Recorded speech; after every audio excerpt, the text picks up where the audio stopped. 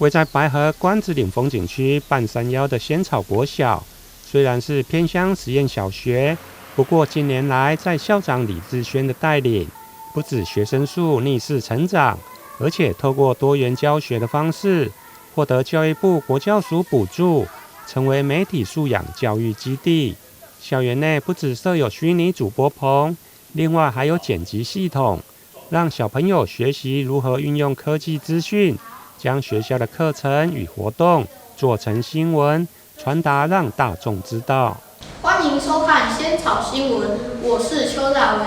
仙草实小5年级学生规划礼拜四进行单车双铁挑战，由仙草出发前往新营火车站，搭乘火车至善化享用午餐后回程，全程约80公里。希望大家都能坚毅地完成这次的挑战。可以把学校的课程和活动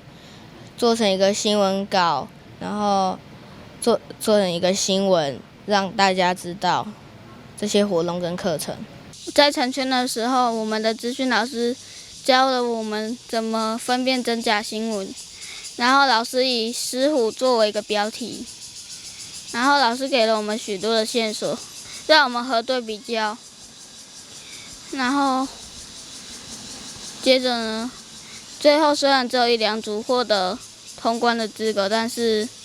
我们觉得很开心，很好玩。我在媒体素养学到了家乡绘本的介绍，那我们透过录音去让大家了解我们学校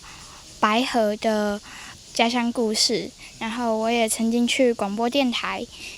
讲解我们学校自己的家乡绘本，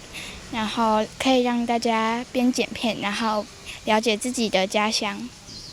结合资讯与媒体素养课程，不只能让学生进一步判断新闻的真假，而且透过思考与分享传达，学校也发现小朋友越来越敢表现自己。我们仙草实小的媒体课程呢，主要分作2个部分。那我们第一个部分是导演相关的课程。那其实我们就会从录制 podcast 啊，然后做逐格动画，然后做影片，做小主播这一块去扩充我们导演课程。那另外媒体素养课程方面，我们是结合资讯课。那我们可能会教孩子从新闻上去判断真假新闻，然后会结合一些资讯软体学习，像威力导演啊，或者是GetTime 这个软体，然后结合生活，然后让我们整个课程呢，把媒体资讯这一块结合在孩子的生活里面。那我们也希望孩子透过科技可以学习到如何正确的使用媒体。我觉得媒体课程带给孩子最大的不一样，就是